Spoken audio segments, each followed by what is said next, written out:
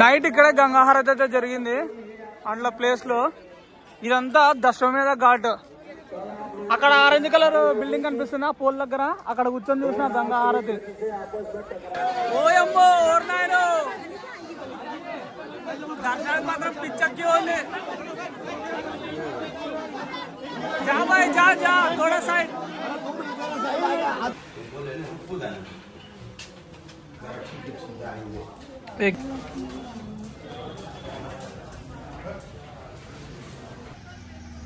ఇవన్నీ కట్టెలు కాల్చడానికి కొనుక్కొని వీళ్ళ దగ్గర కొనుక్కొని కాల్చడానికి ఇవన్నీ.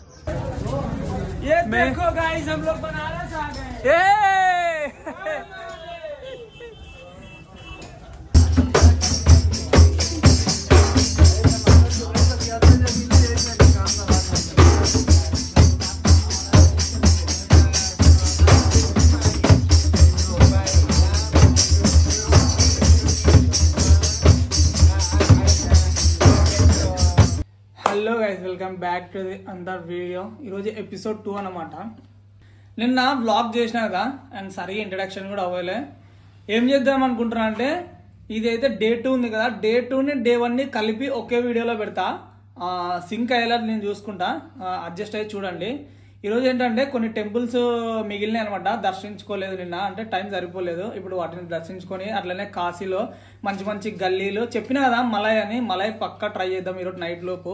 అండ్ ఈరోజు వాల్ పెయింటింగ్స్ అయితే చూస్తాం అనమాట, మంచి మంచివి.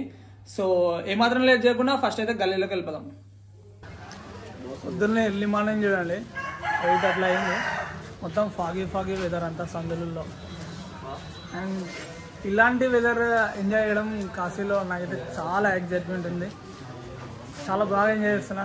అండ్ ఇక్కడ ఏదో మొత్తం తెలియని వైబ్ అనమాట, మొత్తం భక్తితో అందరు అలాగే ఉన్నారు. ఒకసారి కాశీకి వచ్చి విజిట్ చేయండి, చాలా బాగుంటుంది. అండ్ ముందు మంచి ఇన్ఫర్మేషన్ అయితే చెప్తా. చెప్పిన కొన్ని టెంపుల్స్ అయితే బ్యాలెన్స్ ఉన్నాయని, అక్కడ పోయిన తర్వాత మాట్లాడదాం. ఆ టెంపుల్స్ని కూడా ఎక్స్ప్లోర్ చేద్దాం, ఓకేనా? కరెక్ట్ ఇప్పుడు టెంపుల్కి పోయే రూట్లోకి వచ్చిన. ఇక్కడ నుంచి అప్రాక్స్ ఒక 200 మీటర్స్ అయితే చూపిస్తుంది టెంపుల్. అండ్ అక్కడ నుంచి వాల్ పెయింటింగ్స్ చెప్పినా కదా. అండ్ మీకు ఇంట్రెస్టింగ్ థింగ్ చెప్పాలి, ఇక్కడ వీళ్ళ లాంగ్వేజ్తో పాటు మన తెలుగును కూడా రాసి బోర్డులు అయితే పెట్టినారు. అది నాకు చాలా నచ్చింది. ఎందుకంటే ఈ కాశీలో 100%లో దాదాపు 80 మెంబర్స్ అంతా మన తెలుగు వాళ్ళే ఉన్నారు. దానికి గొప్పగా ఫీల్. అదో చెప్పినా కదా, అదో అక్కడ చూడండి అన్నపూర్ణ శారీస్ తెలుగులో, ఇందాక చెప్పిన కదా. నైట్ ఇక్కడే గంగాహారతి అయితే జరిగింది అండ్ల ప్లేస్ లో. ఇదంతా దశమేధ ఘాట్. అక్కడ ఆరెంజ్ కలర్ బిల్డింగ్ కనిపిస్తున్నా పోల్ దగ్గర, అక్కడ కూర్చొని చూసిన గంగాహారతి. అండ్ ఇక్కడ పూజలు చేసేవాళ్ళు, చనిపోయిన వారి పేరు మీద అదంతా ఇక్కడ నడుస్తుంది.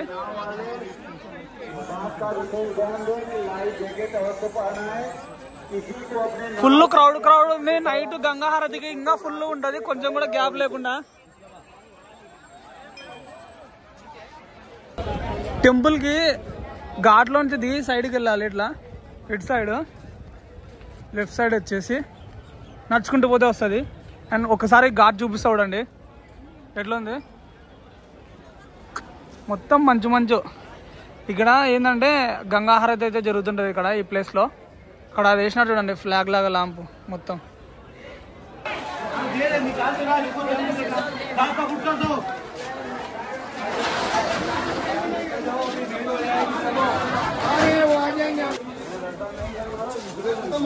దర్శనంకి వెళ్ళే రూట్ ఫుల్ క్రౌడ్ తోలింది. ఇరుక్కొని పోతున్నా చూడండి. బాయ్ తోడా హటో సైడ్ ఫుల్ రష్ ఉంది దర్శనం పోయే రూట్. మార్నింగ్ కదా, దేవుని చూడడానికి అందరు వచ్చింటారు. వారాహి మాత టెంపుల్ పైన చూపిస్తుంది అండి. ఎక్కడికి బ్రో?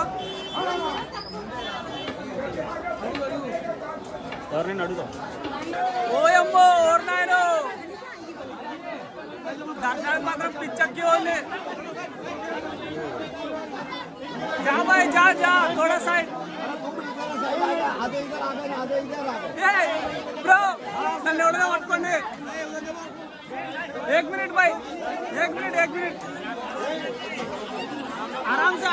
भाई आराम से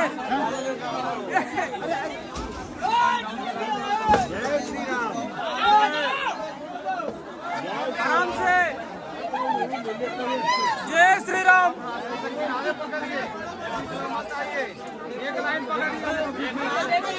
एक लाइन महादेव ఫైనల్లీ ఆ గుంపు నుంచి అయితే బర్త్డే వాడి ఇంకొక ఫ్రెష్ లైన్ కి అయితే స్టార్ట్ అయినా వారాహి టెంపుల్ కి. అండ్ ఇక్కడైతే చాలా ఫ్రీగా ఉంది ఇక్కడ. అంటే ఫ్రీ అంటే నార్మల్ గా ఇందాక ఇట్లా రష్ ఫ్రీ ఉండే కదా, కాకపోతే ఇక్కడ లైన్ కూడా చాలా ఏమంటారు క్యూలో అందరూ లైన్ గా పోతున్నారు అనమాట. ఇందాక తోసుకొని అంటే లేదు, ఫ్రీగా వెళ్ళిపోతున్నాం.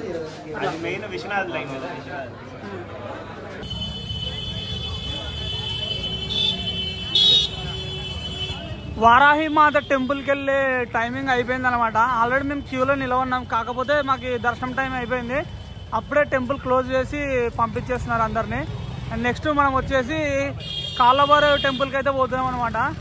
ఎక్కడుందో తెలియకుండా మ్యాప్ పెట్టుకొని పోతున్నాం చిన్నగా. ఈ గన్లీలలో ఎవరున్నా సామ్య సామ్య సామ్య అంటున్నారు తప్ప ఎవరు కరెక్ట్ అడ్రస్ చెప్పడం లేదు. అయినా పర్లేదు, అయినా సర్చ్ చేసుకుంటూ పోతాం. అప్పుడే కదా మనకు మంచిగా అనిపించేది.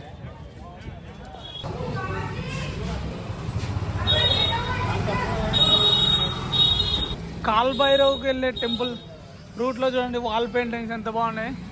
వినాయకుడు ఇంకా చాలా ఉంటాయి, ఇవే కాదు ఇంకా చాలా అయితే మనకు కనిపిస్తాయి ముందు. ఇప్పటి వరకు నేను నడుచుకుంటూ వచ్చాను కదా, దగ్గర 3 km అయితే నడుచుకుంటూ వచ్చింటా. అప్పుడేం కనపడలేదు, కానీ ఎప్పుడైతే టెంపుల్కి వెళ్ళే రూట్ స్టార్ట్ అయిందో మొత్తం వాల్ పెయింటింగ్సే. ఇక్కడ కూడా వచ్చి చూపిస్తాడండి, అదో ఇదంతా వాల్ పెయింటింగ్ మొత్తం. ఇక్కడ ప్రతి గోడకి ఇంకొక పెయింటింగ్ వచ్చి చూపిస్తాడండి. శివుడు మొత్తం వైలెట్ కలర్లో ఉన్నాడు. పెయింటింగ్ ఉంది.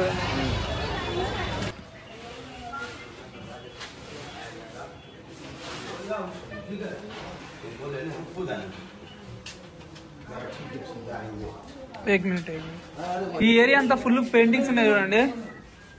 ఇదంతా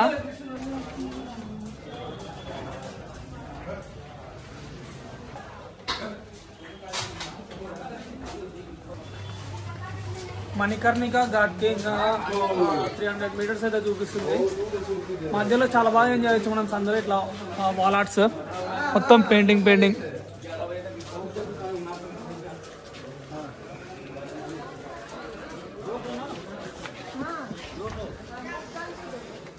ఎక్కడ చూసినా వాల్ ఆర్ట్స్.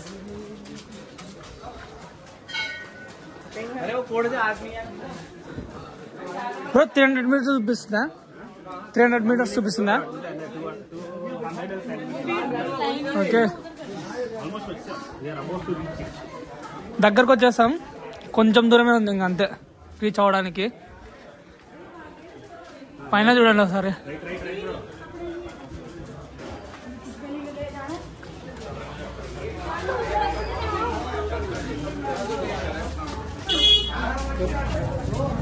ये देखो गाइस, हम लोग बनारस आ गए.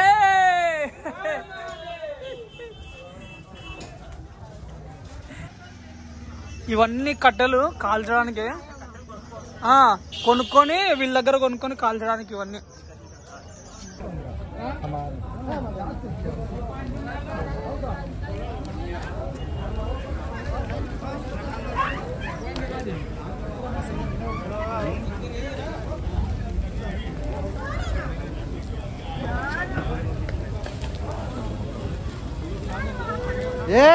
बोलो उठवा के लिया भाई, यहाँ कहाँ गए कौन लड़का? अरे इन्हीं के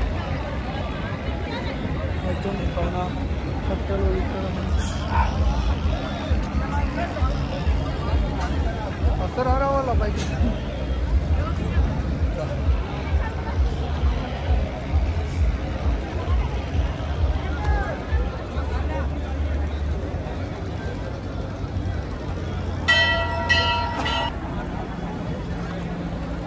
ఇదే మణికర్ణిక ఘాటు. నువ్వు జీవితంలో ఎంత సంపాదించినా ఎంత ఉన్నా నీకు చివరికి రావాల్సింది ఇక్కడే. కాబట్టి నేను చెప్పేది ఏంటంటే, ఉన్న రోజులు హ్యాపీగా అయితే ఉండండి. ఎవరి మీద కోపాలు పగలు ఇట్లాంటివి పెట్టుకోకుండా ఈ సంతోషమైన జీవితాన్ని చాలా సంతోషంగానే గడపండి. ఇట్లాంటివి ఏం పెట్టుకోకండి. అట్లాంటివి ఉన్నాయి ఇప్పటి నుంచే తొలగించుకొని చూస్తున్నారు కదా నాకు ఒక్కనే మొద్దుల మీద ఎట్లా కలుస్తున్నారు చూస్తుంటే మీకు అసలు నాకైతే ఇక్కడ ఈ ప్లేస్లో ఉండలేకపోతున్నా, అంతగా భయం వేస్తుంది. అండ్ ఇంకో విషయం, చావు మీద విరక్తి అనేది విరిగిపోతుంది అబ్బా ఈ ప్లేస్కి వచ్చి చూడండి సరే. ఇంకో థింగ్ ఏంటంటే ఈ మణికర్ణిక ఘాట్లో ఫస్ట్ నేమ్ ఎట్లా వచ్చింది మణికర్ణిక ఘాట్.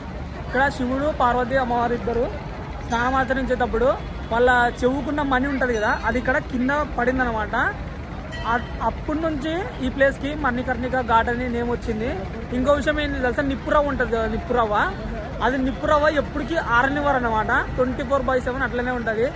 గాలి వచ్చినా వాన వచ్చినా వరద వచ్చినా ఏమొచ్చినా సరే ఆ నిప్పు అనేది ఆరిపోదు, ఒక్క రవ్వ అని ఉంటుంది.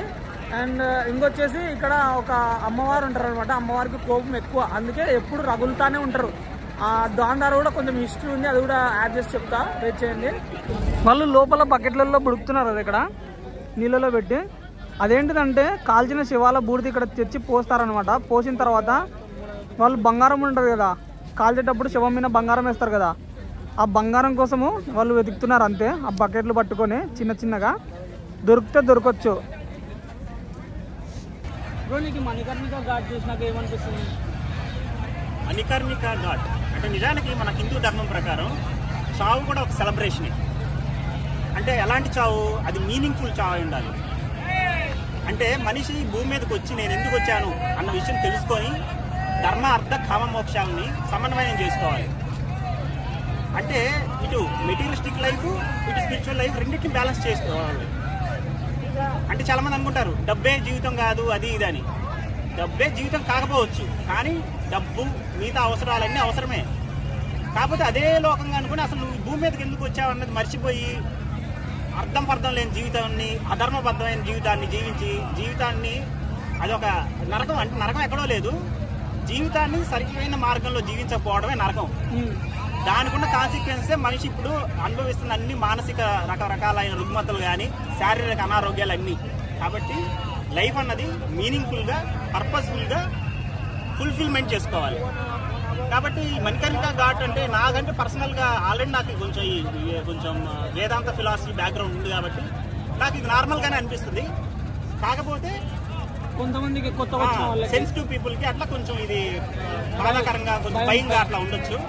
బట్ అదే నేనేమంటానంటే మనిషి ఖచ్చితంగా ఓన్లీ టెంపుల్స్కి అట్లా వెళ్ళడమే కాదు, ఇలాంటి శ్మశానాలు అంటే ఈవెన్ హాస్పిటల్లో ఎమర్జెన్సీ డిపార్ట్మెంట్స్ అంటే యాక్సిడెంట్లు అయ్యి లేదా అనారోగ్యంతో ఈ మధ్య వచ్చే రకరకాల భయంకరమైన రోగాలతో, అంటే మనం చూసే ఫీవర్ అవి ఇవి కాదు, కొంచెం భయంకరమైన ప్రాణాంతకమైన రోగాల వాటికి కూడా సంబంధించి కూడా అట్మాస్ఫియర్ కూడా ఎక్స్పోజ్ అయితేనే మనిషికి జీవితం విలువ అనేది తెలుస్తుంది.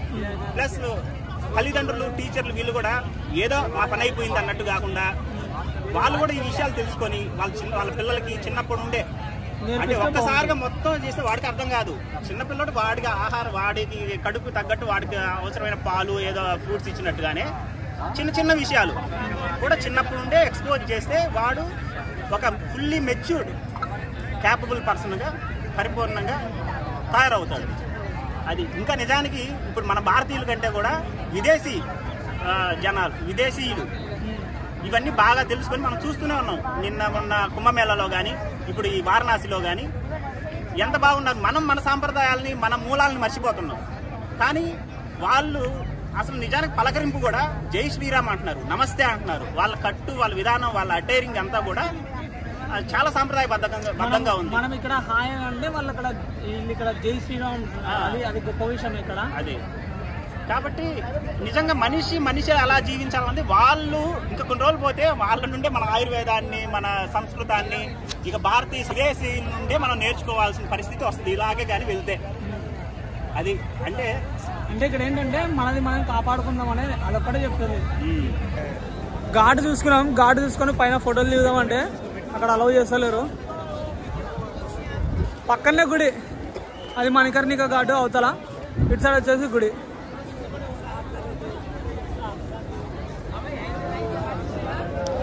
మళ్ళీ ఇక్కడ నుంచి కేదార్ ఘాట్కి అయితే పోవాలి, అక్కడ కూడా బాగానే ఉంది.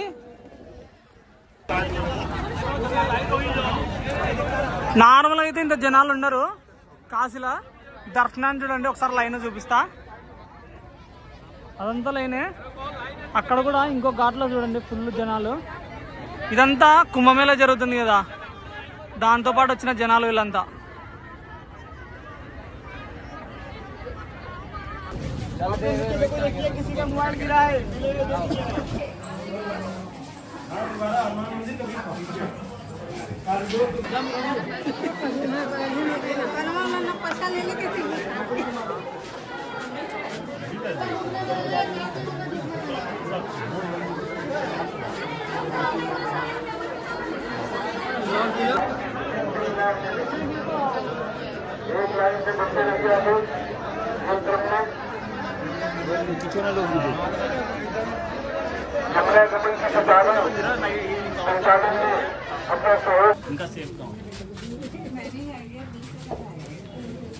మీకు ఇంకొక ఘాట్ చూపించలేదు కదా, హరిశ్చంద్ర ఘాట్.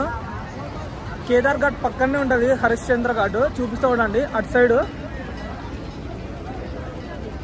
సైడే మొత్తము అది అక్కడ శ్మశాల ఏమంటారు డెడ్ బాడీస్ని కాలుస్తున్నారు చూడండి, అదే అనమాట హరిశ్చంద్ర ఘాట్. కేదార్ ఘాట్ హరిశ్చంద్ర ఘాట్ రెండు పక్క పక్కనే ఉంటాయి ఇవి.